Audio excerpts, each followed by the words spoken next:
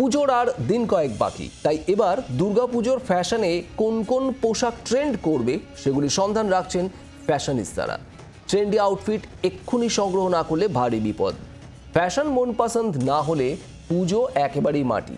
রবিবার লাভ ফ্যাশনিস্তার তরফে আয়োজন করা হয় দুগ্গার মেয়েদের শাড়ি, কুর্তি থেকে পারফিউম, এমনকি গহনার প্রদর্শনী। সাজসজ্জার অন্দরমহলে হাজির ছিলেন টলিউড অভিনেতা অভিনেত্রীরা, ছিলেন ঐন্দ্রিলা, বিক্রম। পুজোর টাইমটা একটা ফ্রি স্পেস আমাদের সকলের থাকে, ঘুরে বেড়াবো, সাজগুজু করবো যতটা পারবো, আর একদিন ইচ্ছে আছে ফুচকা খাওয়া, সেটা যদি হয় খাবো। আমার মনে হয় যে আমার জীবনে যে নারীরা আছেন, আমার বন্ধু হোক, আমার মা, আমার বোন, তারা সবাই এতটাই ইম্পর্টেন্ট যে তাদের ছাড়া আমার কোনো অস্তিত্ব নেই।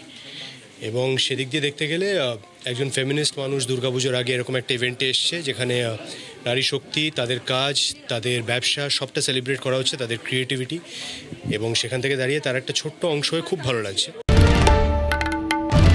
বাংলার আওয়াজ, বাঙালির আবেগ, জি 24 ঘন্টা।